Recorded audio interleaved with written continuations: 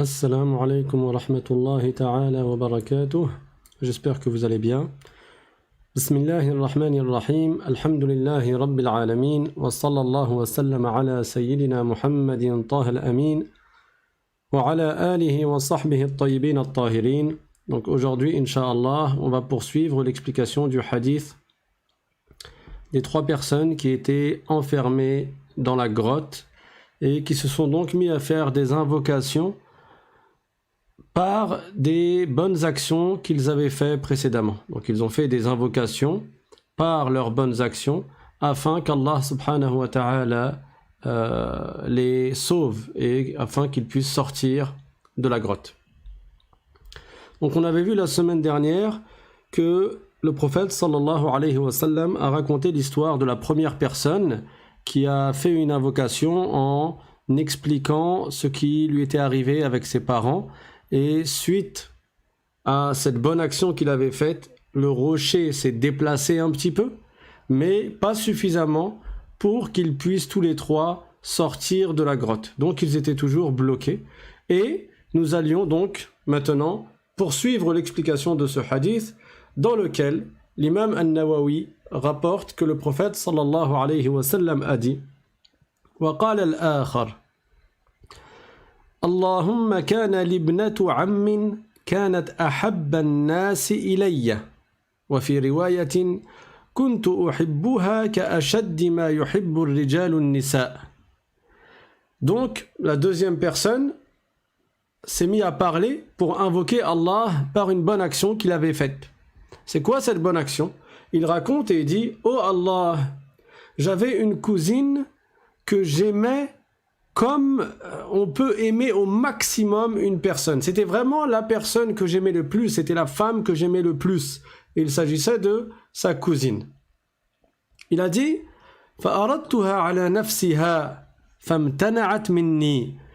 Il a dit, j'ai voulu avoir un rapport avec elle, j'ai voulu tomber dans la fornication avec elle, mais elle s'est abstenue, elle a fait preuve de chasteté et elle a refusé de tomber dans le haram avec moi.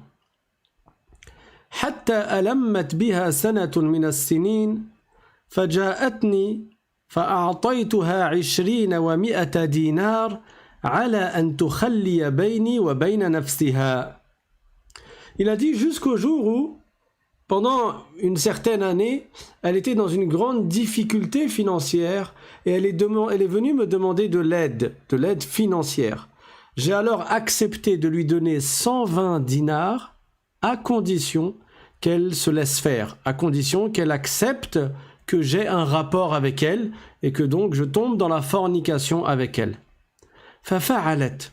Et cette femme était tellement dans le besoin que elle a fini par accepter. حتى إذا قدرت عليها وفي رواية فلما قعدت بين رجليها قالت اتق الله ولا تفض الخاتم إلا بحقه. Il a dit, ma cousine a donc accepté, mais quand je me suis mis en position au-dessus d'elle, elle m'a dit اتق الله, c'est-à-dire crains Dieu. Et dans une autre version, elle a dit Ya Abdallah ittaqillah, c'est-à-dire ô esclave de Dieu, crains Dieu. Crains Dieu, ça veut dire fais preuve de piété et ne tombe pas dans le péché. Ne tombe pas dans cet acte qui est grandement interdit. Et elle lui a dit وَلَا تَفُضَّ الْخَاتَمَ إِلَّا بِحَقِّهِ, c'est-à-dire et n'ouvre pas ce qui est scellé si ce n'est de droit, c'est-à-dire que si tu veux m'enlever ma virginité, alors fais-le de la voie qui est licite, en me demandant en mariage et en m'épousant, mais pas de cette manière-là qui est interdite, parce que même si le rapport est techniquement le même, il y a une voie par laquelle le rapport est permis, et peut même te faire gagner des hasanats, et il y a une autre voie par laquelle le rapport compte parmi les plus graves péchés. Et c'est quoi la différence entre ces deux voies-là? C'est le contrat de mariage. Donc elle lui a dit, ne m'ôte pas ma virginité si ce n'est dans le halal. Ne viens pas m'enlever ma virginité si ce n'est en demandant ma main et donc en te mariant avec moi. Alors qu'il était dans cette position où la nefs, elle a très envie de continuer. Son âme, elle est dans une grande épreuve à ce moment-là. Elle a extrêmement envie de poursuivre et elle est très attirée par sa cousine. Mais qu'est-ce qu'il a fait? Il a dit « Fansaraftu anha » je me suis retiré d'au-dessus d'elle. Donc, il a écouté le conseil de sa cousine et il s'est abstenu à ce moment qui était fatidique, pour lequel il est très difficile pour la nefs de revenir en arrière et de délaisser cet acte-là. Il a dit « Fansaraftu anha » وهي أحب الناس إلي وتركت الذهب الذي أعطيتها. Il a dit non seulement je me suis retiré, donc je ne suis pas tombé dans la fornication, il n'y a pas eu rapport. Et en plus de cela, alors qu'elle était la femme que j'aimais le plus et la personne que j'aimais le plus dans ce monde, mais en plus de cela, je lui ai laissé l'argent que je lui avais laissé sous condition que j'ai un rapport avec elle. Donc je lui ai laissé l'argent et je suis parti et je n'ai pas fait l'acte de la fornication. Ensuite il a dit Allahumma in kuntu fa'altu dhalika ibtigha'a wajhika fafruj 'anna ma nahnu fihi. Il a dit oh Allah, si j'ai fait cela par recherche de ton agrément, alors délivre-nous de l'épreuve dans laquelle nous sommes. Je vous rappelle qu'ils étaient bloqués dans la grotte.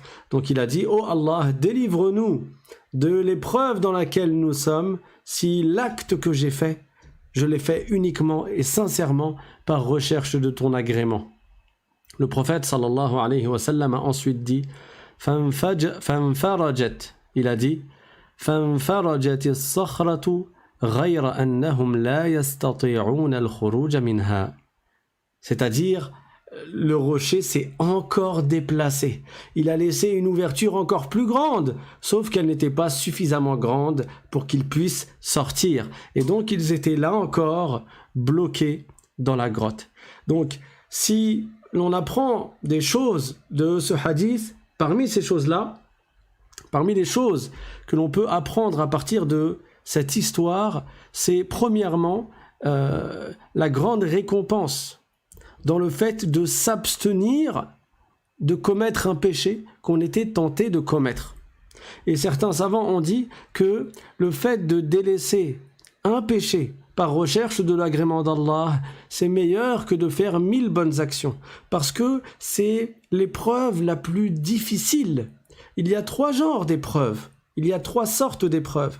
Il y a, parmi les épreuves, le fait d'être touché par une difficulté comme la maladie, subir une injustice, la mort des proches et ainsi de suite. Donc ça, c'est une épreuve par laquelle il faut patienter. Il y a 3 sortes de patience et une des 3 sortes de patience consiste à patienter lorsqu'une épreuve te tombe dessus. Comme la maladie, comme la pauvreté, comme le fait de subir des injustices, etc. Une autre sorte de patience consiste à patienter dans l'accomplissement de ce qu'Allah t'a rendu obligatoire. Le fait de persévérer dans l'accomplissement des 5 prières chaque jour de ta vie. Le fait de jeûner le mois de Ramadan en t'abstenant de manger pendant tes journées de Ramadan. Pendant tout le mois. Le fait de continuer à appliquer ce qu'Allah subhanahu wa ta'ala t'a ordonné. Ceci est une sorte de patience. Et la 3e sorte de patience, qui est la plus difficile, c'est le fait de patienter face au haram, de patienter face aux interdits. Quand la nafs est attirée, quand ton âme est attirée par un acte qui est blâmable et par un acte qui est interdit dans la loi de l'islam, le fait de s'abstenir et de s'empêcher de commettre cette injustice, de commettre ce péché, ça compte parmi les actes les plus méritoires, étant donné que cette patience-là est la forme de patience la plus difficile.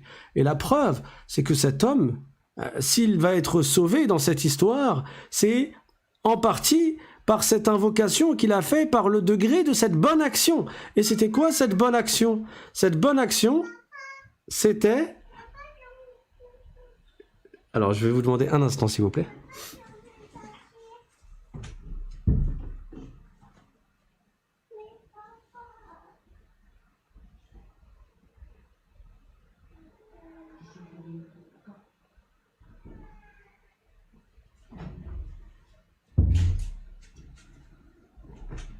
Donc je disais, excusez-moi, si cette personne a été sauvée, on va le voir dans la fin du hadith, Inch'Allah, c'est entre autres par cette invocation qu'elle a faite. Et c'était quoi cette invocation? C'était de demander à être délivrée par le degré de cette bonne action, par la valeur de son acte. Et c'était quoi cet acte-là?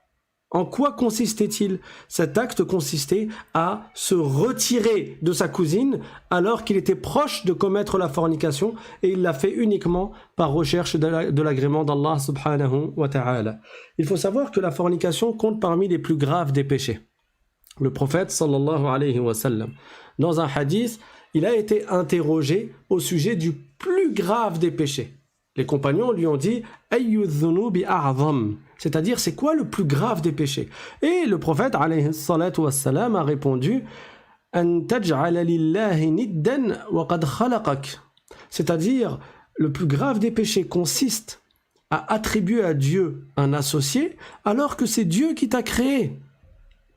Ensuite, un compagnon lui a dit « Thumma ay » c'est-à-dire après ce péché-là, c'est lequel le plus grave? En dessous de la mécréance, en dessous du shirk, quel est le plus grave des péchés? Alors le prophète sallallahu alayhi wa sallam a répondu « An taqtula waladaka khashyat al-faqr » c'est que tu tues ton enfant par crainte de la pauvreté. Par crainte de ne pas être capable de le nourrir tellement tu es pauvre, alors tu vas le tuer. Ce hadith-là indique, cette phrase-là indique que le plus grave des péchés après la mécréance, c'est le meurtre. C'est le fait de tuer injustement quelqu'un. Ensuite, les compagnons ont dit « Summa ay » et après le meurtre, après l'assassinat, c'est quoi le plus grave des péchés?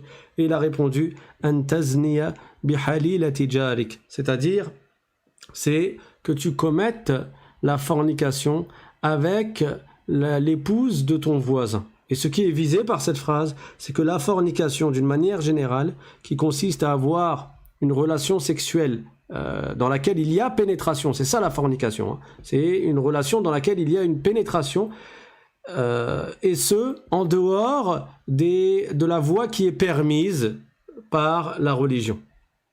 Donc, si une personne souhaite avoir un rapport avec un homme, souhaite avoir un rapport avec une femme, ou une femme souhaite avoir un rapport avec un homme, il est indispensable qu'il se marie conformément à la loi du prophète Muhammad sallallahu alayhi wa sallam.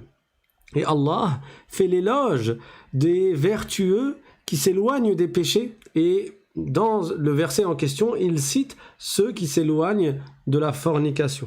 Allah Ta'ala dit dans le Coran والذين لا يدعون مع الله إلها آخر ولا يقتلون النفس التي حرم الله إلا بالحق ولا يزنون ومن يفعل ذلك يلقى أثاما يضاعف له العذاب يوم القيامة ويخلد فيه مهانا إلا من تاب وآمن وعمل عملا صالحا فأولئك يبدل الله سيئاتهم حسنات وكان الله غفورا رحيما. Dans ces versets, Allah fait l'éloge de ceux qui لا يدعون مع الله إلها آخر, donc ceux qui n'adorent pas avec Dieu autre que Dieu. Et ça, on avait déjà dit que c'était le plus grave des péchés. La suite du verset nous dit وَلَا يَقْتُلُونَ النَّفْسَ الَّتِي حَرَّمَ اللَّهُ إِلَّا بِالْحَقِّ, c'est-à-dire ces gens-là qui, en plus de ne pas adorer autre que Dieu, ils ne tombent pas dans le meurtre, dans l'injustice de l'assassinat. وَلَا يَزْنُونَ, et ils ne tombent pas non plus dans la fornication. وَمَنْ يَفْعَلْ ذَلِكَ يَلْقَى أَثَامًا, et celui qui commet ce péché-là ou ces péchés-là, il méritera un châtiment intense dans l'au-delà. Il méritera un grand châtiment. C'est pour cela que le prophète sallallahu alayhi wa sallam a conseillé ses compagnons qui sont dans la capacité de se marier et qui ont besoin de se marier, il leur a conseillé de se marier.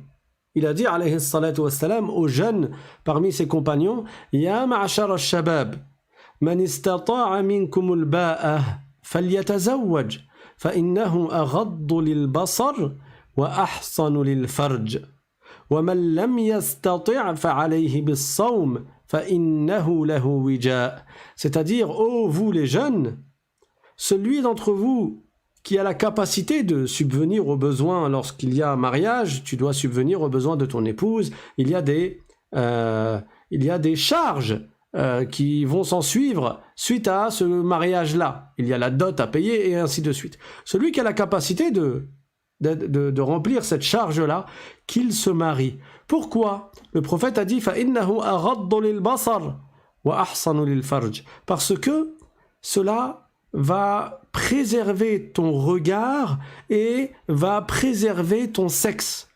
Tu ne vas pas tomber dans les péchés des yeux. Cela va t'éloigner de commettre les péchés des yeux à partir du moment où tu es marié, parce que tu seras capable de remplir ton besoin, de combler ton besoin dans le halal, dans ce qui est permis. Et cela va préserver également ton sexe, c'est-à-dire cela va te préserver de tomber dans la fornication. Et celui qui n'a pas la capacité de cela, qu'est-ce qu'il fait? Il a dit alayhi salatu wassalam wa man lam yastati' fa alayhi bis-sawm fa innahu lahu wija'. Celui qui ne peut pas alors qu'il jeûne, parce que le jeûne va diminuer ton désir, va diminuer cette envie que tu as dans ta nafs, dans ton âme, et cela va te permettre de te contenir et de te retenir. Pourquoi j'ai parlé du regard, comme quoi le mariage permet d'éviter de tomber dans les mauvais regards, parce qu'il faut savoir que parmi les plus graves des péchés, il y a la fornication. Et Allah Ta'ala dit dans le Coran « Wala taqrabu zina », c'est-à-dire ne vous rapprochez pas de la fornication. Donc il nous est interdit de commettre la fornication, et il nous est interdit de quoi? De nous rapprocher de la fornication. C'est-à-dire de faire ces choses qui sont une barrière ou qui sont un tremplin qui mène vers la fornication. Et ces choses-là, on les appelle muqaddimat zina, les introductions à la fornication. Tellement le péché de la fornication est grave que Allah Ta'ala a fait qu'il y ait des barrières entre nous et la fornication que nous n'avons pas le droit de faire. Parce que ces choses-là, elles vont nous rapprocher de la fornication. Et ces muqaddimat, ces introductions à la fornication, le prophète sallallahu alayhi wa sallam en a parlé et il nous a dit que beaucoup de gens tombent dans ces petits péchés-là. Ce ne sont pas des grands péchés, ce sont des petits péchés, mais on ne dénigre pas la gravité d'un péché quel qu'il soit. Parce que les savants ont dit As-saghiratu baridul kabira wal kabiratu baridul kufr, c'est-à-dire que le petit péché est un tremplin qui mène vers le grand péché, et le grand péché est un tremplin qui mène vers la mécréance. Barid, ça veut dire c'est une lettre. La lettre, elle arrive à destination. Ça veut dire que le petit péché, il va t'emmener vers l'autre destination qui est le grand péché, et le grand péché va te mener vers l'autre destination qui est le plus grave des péchés et qui est la mécréance. Le prophète alayhi salatu wassalam a dit Inna Allah kataba ala ibni Adam haddahu min az-zina adraka dhalika la mahala فزنا العينين النظر وزنا اللسان النطق والنفس تمنى وتشتهي والفرج يصدق ذلك أو يكذبه. Et bien entendu, il y a plusieurs versions de ce hadith. Qu'est-ce qu'il veut dire? Il veut dire que Allah a prédestiné pour les êtres humains, c'est-à-dire pour la plupart des êtres humains. Bien entendu, les prophètes sont préservés de ce que je vais dire là. Mais Allah a prédestiné pour... Alhamdulillah. Allah a prédestiné pour la grande majorité des êtres humains de tomber dans les choses qui sont des introductions, dans les introductions à la fornication. Et bien entendu, si une personne, il lui arrive cela, elle doit se repentir et elle doit faire marche arrière pour ne pas être entraînée vers la fornication. Et le prophète a donné des exemples et il a dit « Fazina al-aynayn an-nazar » la fornication qui est faite, ou pas la fornication, mais ce qui mène à la fornication et qui est fait par l'œil, c'est quoi? Par les yeux, c'est le regard, c'est-à-dire le regard interdit, comme le fait de regarder les zones de pudeur des autres, ou bien le fait de regarder une personne qui ne lui est pas licite avec désir. Ce regard-là est haram. Et il mène vers la fornication. Certains pourraient dire, oui, mais c'est pas parce que je regarde à droite, à gauche que forcément je vais tomber dans la fornication. Ça ne veut pas dire, bien entendu, que forcément la personne va tomber dans la fornication, mais c'est un moyen qui mène vers la fornication. Et tellement la fornication est un péché qui est grave que on n'a pas le droit de s'en rapprocher par ces mauvaises actions-là, comme les péchés des yeux, les regards interdits. Ensuite, le prophète a dit « Wazin al-lisan an-nutq ». Ça veut dire que le péché de la langue, c'est le fait de parler. Qu'est-ce qui est visé par le fait de parler ici? Ce sont les paroles dans lesquelles il y a du désir qui peuvent avoir lieu entre un homme et une femme et qui vont les attirer de plus en plus vers la fornication. Ces paroles avec désir sont interdites. Et dans une autre version du hadith, il est cité également le pied. C'est-à-dire que le péché qui mène à la fornication et qui concerne le pied, c'est le fait de marcher pour aller commettre la fornication. Et ainsi de suite, etc. Ensuite, le prophète a dit « Et l'âme également, elle espère et elle désire. » Et le péché du cœur qui mène également vers la fornication, c'est le fait de s'imaginer en train de commettre la fornication. Le fait qu'une personne s'imagine dans son imagination, elle se laisse entraîner dans des images et des imaginations dans lesquelles elle va embrasser une personne qui ne lui est pas licite, embrasser avec désir ou faire le rapport sexuel et ce qui est de cet ordre, ceci est également un péché. Et c'est un péché du cœur parce qu'il a lieu dans le cœur.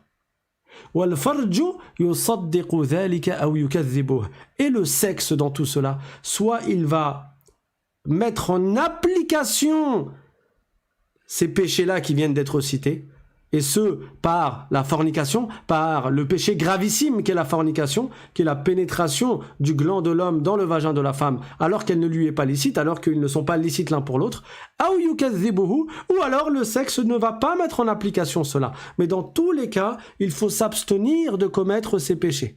Parce que, si on regarde les gens qui tombent dans la fornication, même si les croyants parmi ces gens-là, il est fort probable que ces gens-là te disent « Mais moi, jamais de la vie, je ne m'étais imaginé tomber dans la fornication. » Comment es-tu arrivé là?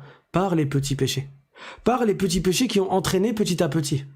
Et c'est pour cela que le prophète sallallahu alayhi wa sallam a dit dans un hadith, déjà dans une version du hadith que j'ai cité, « Wazin al-yad al-batash », c'est-à-dire que le péché de la main qui mène à la fornication, c'est le fait de toucher. Donc, de toucher une personne qui ne lui est pas permis de toucher.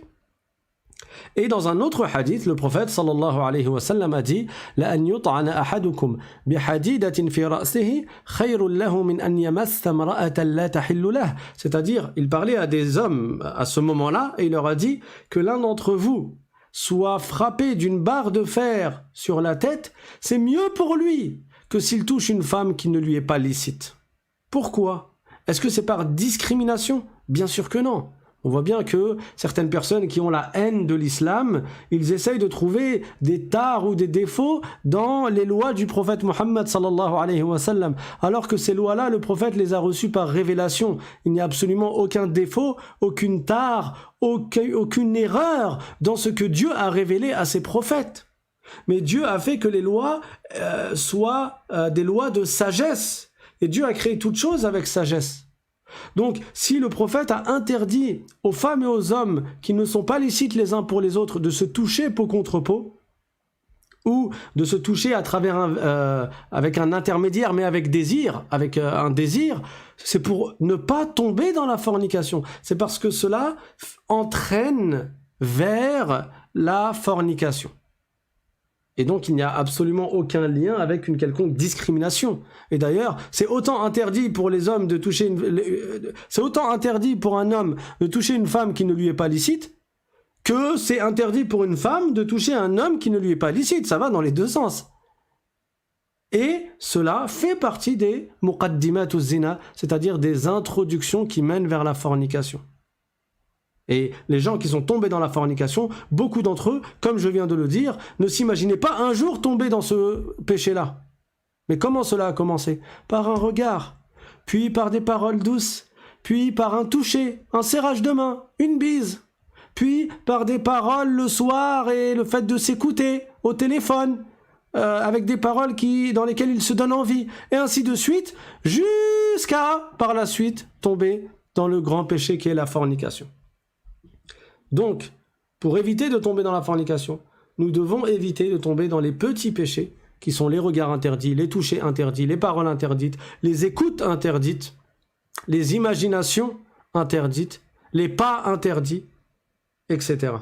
Allah Ta'ala dit dans le Coran: قل للمؤمنين يغضوا من أبصارهم ويحفظوا فروجهم ذلك أزكى لهم إن الله خبير بما يصنعون إن الله خبير بما يصنعون وقل للمؤمنات يغضضن من أبصارهن ويحفظن فروجهن ولا يبدين زينتهن إلا ما ظهر منها وليضربن بخمرهن على جيوبهن. Donc dans ces versets, Allah Ta'ala dit au prophète Muhammad sallallahu alayhi wa sallam, qul, c'est-à-dire dit, lil mu'minina, dit aux croyants, yaghuddu min absarihim, qu'ils baissent leur regard. Donc qu'ils ne tombent pas dans les regards interdits. Wa yahfadhu furujahum, et qu'ils préservent leur chasteté, qu'ils ne tombent pas dans les péchés du sexe. Dhalika azka lahum, ceci est plus pur pour eux. Inna Allaha khabirun bima yasna'un. Et Dieu, il sait ce qu'ils font. Allah Ta'ala, il n'échappe pas à sa science ce que les gens font. Dieu sait toutes choses. Wa qul lil mu'minat yaghdudna min absarihinna. Vous voyez, ça va dans les deux sens. Et dit aux femmes, aux croyantes, et dit aux croyantes également de baisser leur regard, c'est-à-dire de ne pas tomber dans les péchés des yeux. Wa yahfazna furujahun, et de ne pas et de préserver leur chasteté. Wala yubdina zinatahunna illa ma zahara minha walyadribna bi khumurihinna ala juyubihin, c'est-à-dire que là il est cité dans cette partie du verset que les femmes également doivent couvrir leur zone de pudeur, à l'instar des hommes, tout comme les hommes doivent couvrir leur zone de pudeur. Pourquoi tout ceci? Pour préserver la chasteté. Parce que parmi les plus grands préceptes en islam, les 5 règles en islam qui datent de l'époque du prophète Adam alayhi salam, c'est-à-dire que ce sont des 5 lois, 5 règles, 5 fondements qui sont communs à toutes les communautés, à tous les prophètes. Tous les prophètes sont venus avec ces 5 règles-là. Et parmi ces 5 règles, il y a quoi? La préservation de l'ascendance, en évitant de tomber dans la fornication et dans l'adultère. Donc, c'est un immense crime que de tomber dans la fornication, et ça compte parmi les plus graves des péchés, qu'Allah subhanahu wa ta'ala nous en préserve.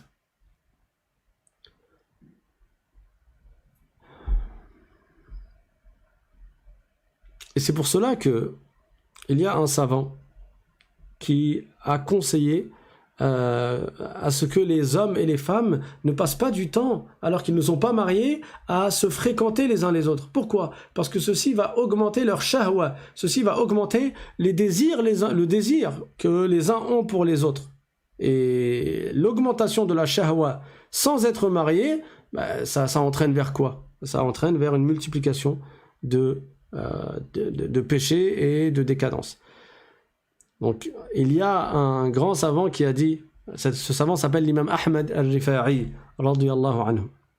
Il a dit: Man jalasa ma'a thamaniyati asnaf zadahu Allahu thamaniyata ashya. C'est-à-dire celui qui s'assoit, qui fréquente 8 catégories de gens, Allah l'augmente en 8 choses. Donc en fonction de la catégorie avec laquelle tu vas t'asseoir, en fonction de la catégorie parmi les 8 catégories, en fonction de la catégorie avec laquelle tu vas rester et la catégorie que tu vas fréquenter, il y a une chose en toi qui va augmenter.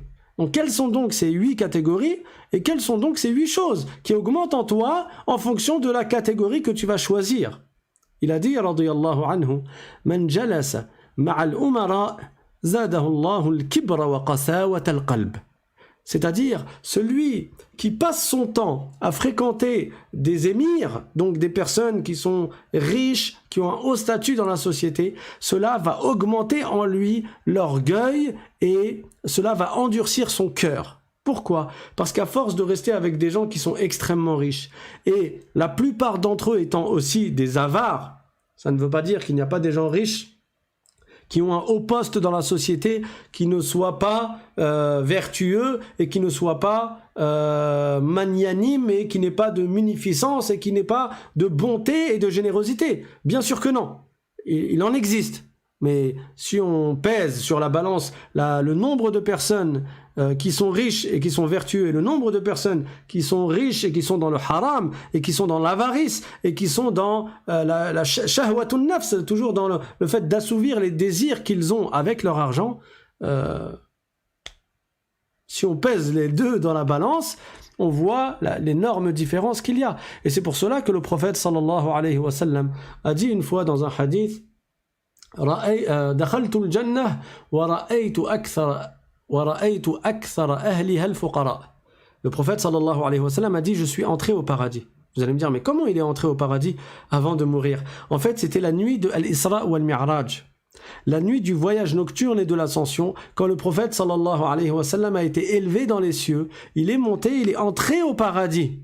Et il a dit: et j'ai vu que la plupart des gens du paradis, parce qu'il lui a été donné de voir l'apparence des gens qui seront au paradis dans le futur, c'est-à-dire après le jour dernier. Là, les gens ne sont pas encore physiquement avec leur corps au paradis. Les gens sont soit vivants, soit ils ont été enterrés, ils sont dans leur tombe, soit leur corps a été assimilé par la terre, soit il n'a pas été assimilé par la terre. Hein. Il y a des corps qui ne sont jamais assimilés par la terre, comme ceux des prophètes. Mais quoi qu'il en soit, les corps des gens ne sont pas encore au paradis. Ceci aura lieu après le jour dernier. Il y en a qui iront en enfer et il y en a d'autres qui iront au paradis. Mais le prophète, sallallahu alayhi wa sallam, il lui a été donné de voir l'image, l'apparence des gens du paradis lorsqu'il est entré au paradis la nuit du voyage nocturne et de l'ascension. Et qu'est-ce qu'il y a vu? Il y a vu que la plupart des gens faisaient partie des pauvres. Pourquoi?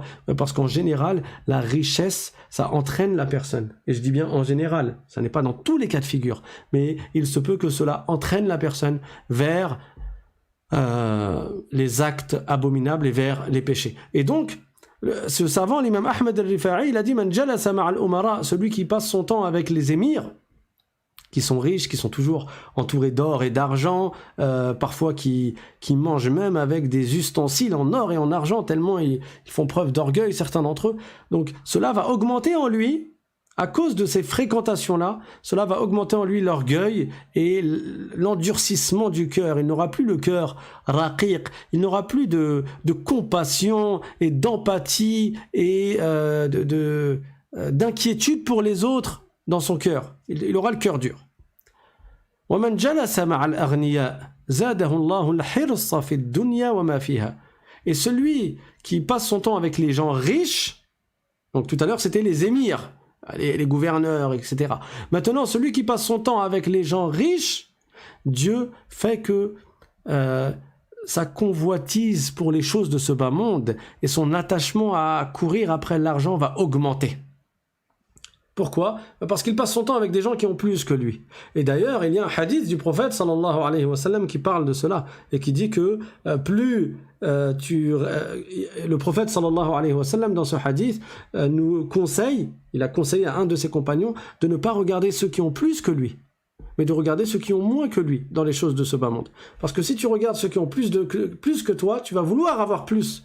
Tu ne vas pas te satisfaire de ce que Dieu t'a prédestiné, de ce que Dieu t'a accordé comme subsistance. Tu vas sentir un manque parce que tu vas vouloir ce que l'autre a. Tandis que, si tu regardes ceux qui ont moins que toi, tu vas dire Alhamdulillah. Tu vas remercier Dieu. Tu vas dire Alhamdulillah. Alladhi dafa'a anni ma huwa a'zam. C'est-à-dire, je remercie Allah d'avoir éloigné de moi des épreuves plus difficiles que celles que je subis. Tu vas dire Alhamdulillah alladhi afani mimma ibtalahum bihi wa faddalani ala kathirin mimman khalaqa tafdila. C'est-à-dire, je remercie Allah et je suis reconnaissant à l'égard de mon Seigneur qui m'ait sauvé et qu'il m'ait sauvegardé et protégé de certaines épreuves qui ont touché les autres, qui ont touché d'autres personnes. Donc, celui qui passe son temps à vivre et à côtoyer des gens qui sont riches, il va devenir attaché à l'argent et attaché à ce bas monde. Troisièmement, وَمَنْ جَلَسَ مَعَ الْفُقَرَاءِ زَادَهُ اللَّهُ الرِّضَى بِمَا قَسَمَ اللَّهُ تَعَالَى. Donc là, c'est le contraire. Celui qui fréquente et qui côtoie et qui s'assoit avec des pauvres, Allah augmente en lui le contentement. Le contentement, al-qana'a, le fait de se satisfaire de ce qu'Allah subhanahu wa ta'ala lui a prédestiné comme subsistance.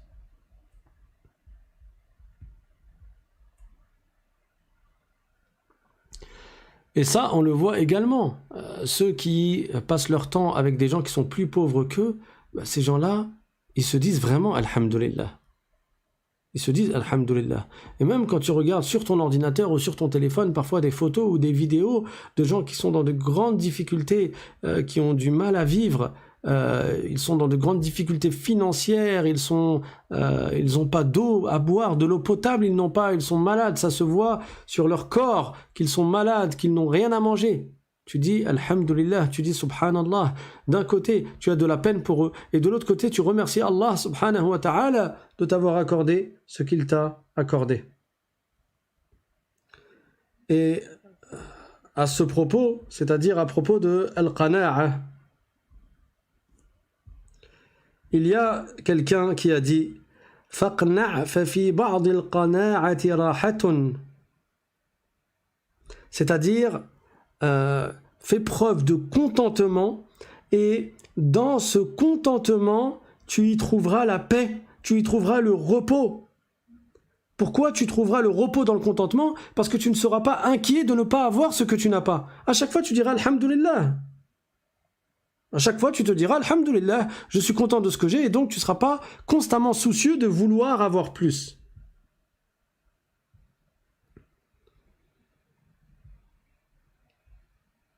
Et il y a un autre qui a dit Innal ghaniyya huwa al-ghaniyyu bi nafsihi, c'est-à-dire que le riche, c'est celui qui est riche par sa personne, dans le sens où il fait preuve de contentement, et donc il ne cherche pas à avoir ce qu'il n'a pas.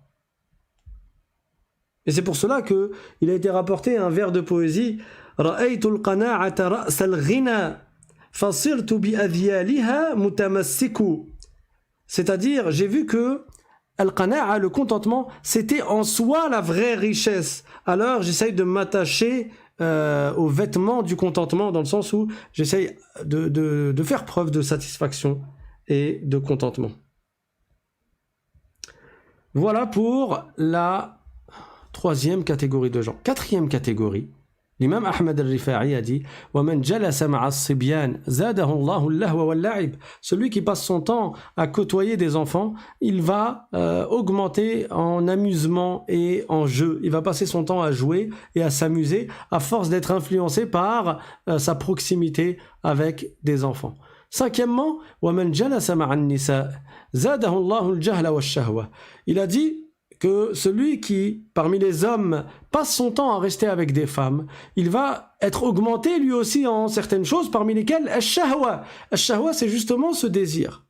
C'est-à-dire que plus il reste avec des femmes, et plus son désir va augmenter, et réciproquement, et vice-versa. C'est pour cela que en islam, le fait, et on le voit bien dans les cultures des pays musulmans, que il y a d'origine une séparation qui est faite entre les hommes et les femmes, ou on peut dire aussi entre les femmes et les hommes. Cette séparation est due à la préservation, la volonté de préserver la chasteté. La volonté de préserver la chasteté et d'éloigner les gens et d'éloigner leurs intentions de commettre le péché de la fornication, qui est un péché qui est gravissime et qui mène en enfer. Sixièmement, وَمَنْ جَلَسَ مَعَ الصَّالِحِينَ زَادَهُ اللَّهُ الرَّغْبَةَ فِي الطَّاعَةِ, c'est-à-dire celui qui côtoie et qui fréquente des vertueux, Allah augmente en lui l'obéissance à Allah et la volonté d'obéir à Allah. Et ça, c'est une réalité. Si tu passes ton temps avec quelqu'un qui ne fait que des adorations, il fait beaucoup de prières, tu le vois toujours pleurer en récitant le Coran, tu le vois faire beaucoup de dhikr, tu le vois donner beaucoup d'argent et faire preuve de générosité, tu le vois être bienfaisant envers tout le monde, tu vas te sentir petit à côté de lui. Tu vas te dire, lui, il prépare sa tombe, lui, il est en train de préparer sa place au paradis, et moi, qu'est-ce que je fais? Et donc cela va te motiver. Donc choisissez vos fréquentations. Le prophète sallallahu alayhi wa sallam a dit Al-mar'u ala dini khalilih falyanzur ahadukum man yukhalil. C'est-à-dire que la personne a le même comportement que celui qu'elle fréquente. Faites donc attention à vos fréquentations. Septièmement, wa man jalasa ma'al ulama zadahu Allahu al-ilma wal wara'. Celui qui fréquente et qui côtoie les savants, Allah augmente en lui la science et le fait d'être précautionneux. Bien entendu, plus il reste avec des gens de science et plus il va apprendre. Ça, c'est logique. Huitièmement, وَمَنْ جَلَسَ مَعَ الْفُسَّاقِ زَادَهُ اللَّهُ الذَّنْبَ وَتَسْوِيفَ التَّوْبَةِ.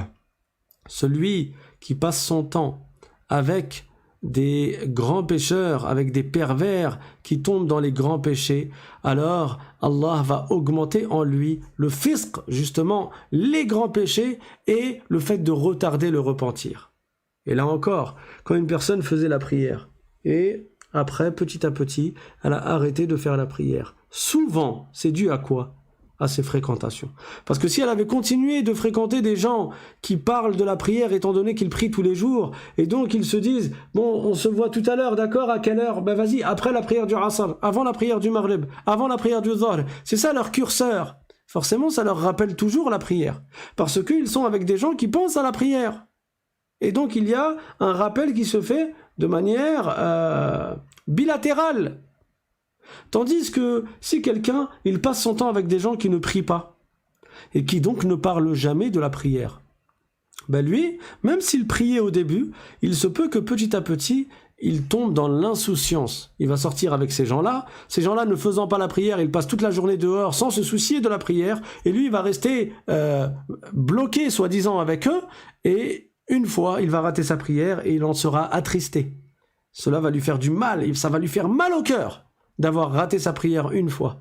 Puis cela va arriver une deuxième fois. Puis cela va arriver une troisième fois. Puis une quatrième fois, cinquième fois. Et plus cela va arriver, et moins cela va avoir un effet sur son cœur. Jusqu'à ce que ça soit comme banalisé. Pourquoi? Parce que avoir côtoyé les grands pécheurs l'a entraîné à commettre des grands péchés. Et à retarder le repentir. Tandis que celui qui passe du temps avec des gens qui ne cessent de se repentir et qui ne cessent de se rappeler la piété, celui-là, il avancera dans le droit chemin, Inch'Allah. Et rappelez-vous cette femme qui était sous son cousin, celui qui était dans la grotte et qui raconte l'histoire. N'est-ce pas qu'elle lui a dit « Ittaqillah » ? Elle lui a dit « Fais preuve de piété ». Et ça, c'est un des plus beaux conseils que l'on peut donner à une personne. Elle lui a dit « Crains Allah ». Et ça, c'est un conseil que l'on doit tous accepter quand on nous le donne. Et on n'a pas à faire preuve de vanité ou on se considère que je ne sais quoi et on refuse ce conseil-là. Quand quelqu'un te dit « Ittaqillah », dis « Barakallahu fik », merci de m'avoir donné ce conseil. Et ne lui dis pas t'es qui toi pour me dire ittaqillah, ça veut dire quoi ittaqillah, tu considères que je ne suis pas pieux, comment ça tu me dis ittaqillah, regarde-toi, toi. Non. Quelqu'un qui dit à un autre ittaqillah, c'est un grand bien. Dis-lui merci, barakallahu fik. Merci du rappel. Et ne prends pas cela comme une critique, c'est un conseil. Ittaqillah. Allah Ta'ala nous ordonne et nous dit dans le Coran ittaqullah. Donc si un être humain te le rappelle, quel qu'il soit cet être humain, qu'il soit meilleur ou moins bien que toi, il te dit ittaqillah, toi tu prends en compte la parole, le conseil, est-ce qu'il est bien ou pas, et ne prends pas en compte qui te le donne. À partir du moment où c'est une parole de sagesse, accepte-la. Si tu es intelligent, tu l'acceptes, quelle que soit la bouche de laquelle cette parole provient. Allah dit à son prophète dans le Coran Ya ayyuhan nabiyyu ittaqillah. Est-ce que le prophète, c'était quelqu'un il faisait n'importe quoi? C'est la meilleure des créatures, alayhi salatu wassalam. Est-ce qu'il vivait dans le péché? Et pourtant, Dieu lui dit dans le Coran, Ya ayyuhan nabiyyu ittaqillah, wa la tuti'il kafirina wal munafiqin. et ne suis pas, n'obéis pas, ne va pas dans le sens des mécréants et des hypocrites. Ces hypocrites-là qui avaient demandé au prophète de faire une concession et lui avaient demandé quelque chose d'inacceptable. Dieu dit à son prophète, ittaqillah, Dieu dit aux croyants, ya ayyuhalladhina amanu ittaqullah. Donc on peut se faire le rappel, et il y a un grand bien. J'entends parfois des gens, si l'un d'entre eux dit à l'autre, Allah yahdik, l'autre lui répond, toi Allah yahdik. Dis amin. Il t'a dit Allah yahdik, que Dieu te guide. Dis amin. N'est-ce pas que tu fais ce dua chaque jour dans tes prières? Ihdina as-sirat al-mustaqim. Ihdina as-sirat al-mustaqim. Oh Allah, guide-nous vers le chemin droit, le droit chemin. Et quand quelqu'un il te fait le même dua, il dit Allah yahdik, tu lui dis, toi d'abord. Dis amin, dis barakallahu fik. Dis merci beaucoup, continue à me faire des doigts et fais-moi des doigts en mon absence. Inch'Allah, il y aura un ange qui fera le même doigt pour toi. Donc, la piété, c'est quelque chose de magnifique parce que c'est ce qui mène au paradis et on doit se préserver des péchés et se rapprocher chaque jour de la piété en accomplissant ce qu'Allah Ta'ala nous a ordonné et en évitant ce qu'Allah Subhanahu wa Ta'ala nous a interdit. Donc, quand ce deuxième homme a fait ce dua, il a invoqué Allah par le degré de sa bonne action. C'était quoi sa bonne action? Alors qu'il était tenté de commettre un grand péché, il s'est abstenu. Et le prophète sallallahu alayhi wa sallam, dans un hadith, il nous apprend que quand tu as le ham, c'est-à-dire, ici ce qui est visé par le ham, c'est que tu hésites à faire une bonne action. Tu hésites. Man hamma bi hasanatin, ou bien man hamma bil hasanati. La personne qui hésite à faire une bonne action, mais le penchant de faire la bonne action, il est plus fort que le penchant de ne pas faire la bonne action. D'accord? Donc, il n'a pas encore la ferme volonté de faire la bonne action, mais il a dépassé les 50%, si vous voyez ce que je veux dire. Donc, il est au-dessus de 50%, mais il n'a pas le azm, il n'a pas la volonté ferme de faire la bonne action. Mais il envisage, il y pense, il hésite, mais il a le penchant plus fort vers le fait de la faire. Et finalement, il ne la fait pas, il a une hasanat. Il a une hasana, il a une récompense. Par le simple fait d'avoir eu cet envisagement, cette hésitation, cela lui a suffi pour gagner une hasana. Et s'il fait cette bonne action, alors il a 10 récompenses. Dieu lui multiplie sa bonne action par 10. Et ça, c'est quelque chose de spécifique à la communauté du prophète Mohammed sallallahu alayhi wa sallam, et c'est quelque chose qui a été révélé au prophète la nuit de l'Isra et al-Mi'raj, la nuit du voyage nocturne et de l'ascension. Et par contre, en ce qui concerne le péché, celui qui hésite à faire un péché, il n'a pas encore la ferme intention de faire le péché. Mais il envisage et le penchant de commettre le péché est plus fort que le penchant qui est de ne pas commettre le péché. Celui-là, tant qu'il n'a pas eu la ferme résolution de commettre le péché, tant qu'il n'a pas eu la ferme intention de commettre le péché, il n'est pas inscrit sur lui un péché. Et si finalement il s'abstient de commettre le péché par recherche de l'agrément d'Allah, non seulement il n'est pas chargé du péché, mais en plus il gagne une récompense. Il gagne une récompense pour s'être privé par recherche de l'agrément d'Allah subhanahu wa ta'ala. Pour s'être privé, il a une récompense. Et voyez la grande récompense que cet homme a reçue. Il a fait une invocation par le degré de cette action-là, qui est le fait de ne pas tomber dans la fornication alors qu'il avait envie de le faire. Et Allah Ta'ala a fait que le rocher se déplace encore une fois une partie de la grotte. Mais ils n'ont pas réussi à sortir. Et donc il y avait un troisième. Et ce troisième, il a fait lui aussi une invocation. Et c'est ce que nous verrons, Inch'Allah Ta'ala, la semaine prochaine. Donc, on va s'arrêter là pour aujourd'hui. Je vais laisser quelques minutes pour les questions, si l'un d'entre vous a des questions. Alhamdulillahi Rabbil Alamin. Wa sallallahu wa sallam ala Sayyidina Muhammadin Taha al-Amin. Wa ala alihi wa sahbihi al-tayyibin al-tahirin. Donc si vous avez des questions, posez-les. En attendant, je vous rappelle qu'il y a cours tous les lundis, jeudis et samedis à 20h en live sur YouTube. Vous pouvez vous inscrire pour recevoir le lien par WhatsApp du cours, quelques minutes avant le cours. Vous pouvez vous inscrire à chaque fois. Vous pouvez vous inscrire par mail. Vous envoyez un mail à l'islam.simplement@gmail.com.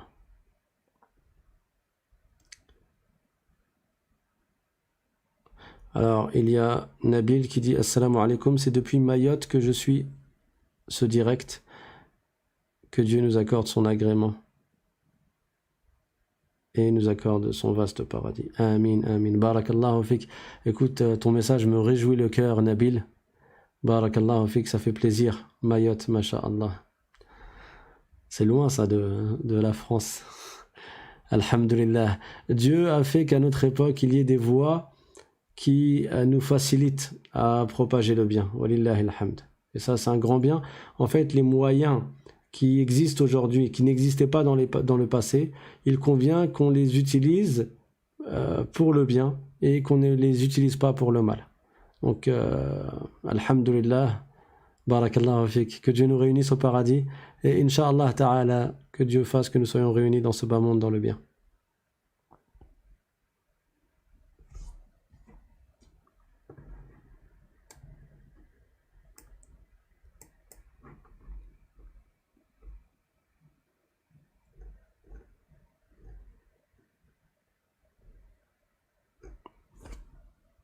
Bon, visiblement, il n'y a pas de questions.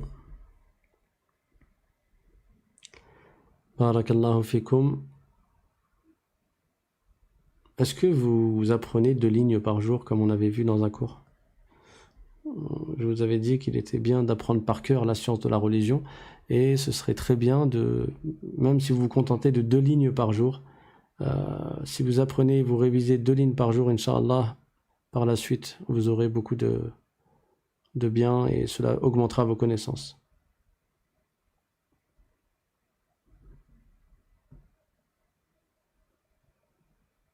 Amin, barakallahu fikum. Amin. Alhamdulillah. Alhamdulillah. Vous imaginez le mérite du prophète Mohammed sallallahu alayhi wa sallam sur nous. C'est pour ça qu'on l'aime plus que toute autre créature. Si à notre époque, quelqu'un qui agit en bien envers nous, on lui est très reconnaissant. Alors que dire du prophète Mohammed sallallahu alayhi wa sallam quand il a appelé At-Ta'if, les gens de At-Ta'if à l'islam, il leur a demandé un soutien et en même temps il les a appelés à l'islam. Ils lui ont répondu en lui jetant des pierres.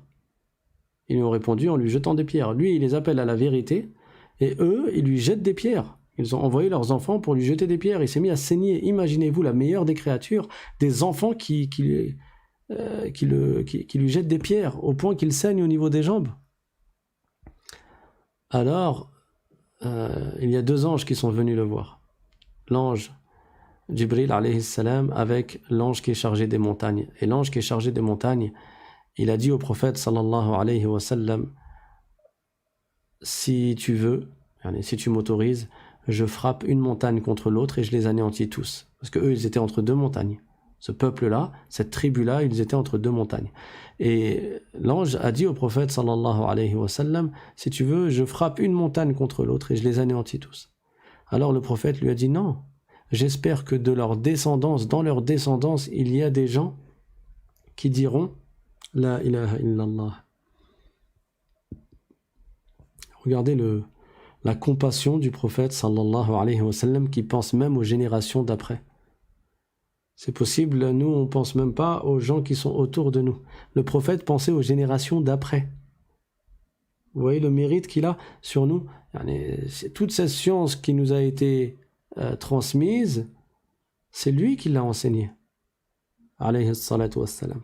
Et c'est pour ça que on ne doit pas l'oublier dans nos invocations en faisant l'invocation en faveur du prophète alayhi salatu wassalam, en disant Allahumma salli ala sayyidina Muhammad par exemple, wa ala alihi wa sahbihi wa sallim. Ou bien on peut réciter aussi le dua qui est très beau. Allahumma salli ala sayyidina Muhammad tibbil qulubi wa dawaiha wa afiyatil abdani wa shifaiha ونور الأبصار وضيائها وعلى آله وصحبه وسلم. Alors il y a une question concernant le fait de réciter Ayatul Kursi à la fin de chaque prière. Il est venu dans un hadith que celui qui récite Ayatul Kursi après chaque prière, il il n'y a rien qui l'empêche d'aller au paradis si ce n'est la mort. C'est-à-dire que son seul obstacle entre lui et le paradis, c'est la mort. Certains savants expliquaient cela en disant que celui-là a comme particularité qu'au moment où il meurt, son âme, elle monte au paradis. Au moment où il meurt, son âme, la première chose qui se passe, c'est que son âme, elle monte au paradis.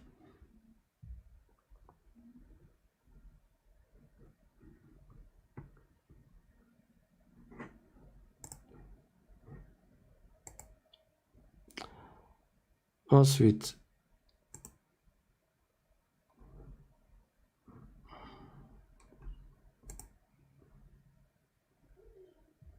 il y a une personne qui demande qu'est-ce que la shahwa.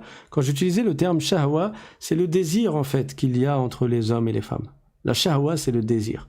Ce désir-là, plus il y a de la mixité, et plus il y a des regards, et plus il y a du toucher, et ainsi de suite, et plus ce désir va augmenter. Et bien entendu, nous vivons à une époque et dans une société où beaucoup de choses sont faites pour aller dans ce sens-là, pour entraîner les gens vers la fornication. Et donc, on doit faire d'autant plus attention. Il y a une question sur les actes surérogatoires dans le temps du Fajr. Alors, il y a une prière surérogatoire que l'on fait avant la prière obligatoire du Fajr ou du Subh. Hein. On l'appelle Fajr et on l'appelle Subh, la prière obligatoire de l'aube. Et avant cette prière obligatoire, il y a une prière surérogatoire qui s'appelle également Al-Fajr. Et cette prière-là, le prophète a dit à son sujet, alayhi salatu wassalam, Raka'at al-Fajri khayrun min ad-dunya wa ma fiha, c'est-à-dire les 2 rak'as de Al-Fajr, les 2 rak'as recommandés de Al-Fajr, sont meilleurs que ce bas monde et ce qu'il contient.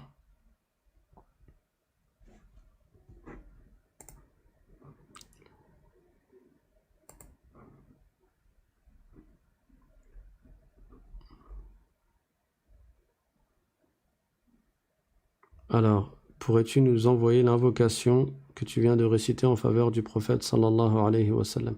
Inch'Allah, Inch'Allah.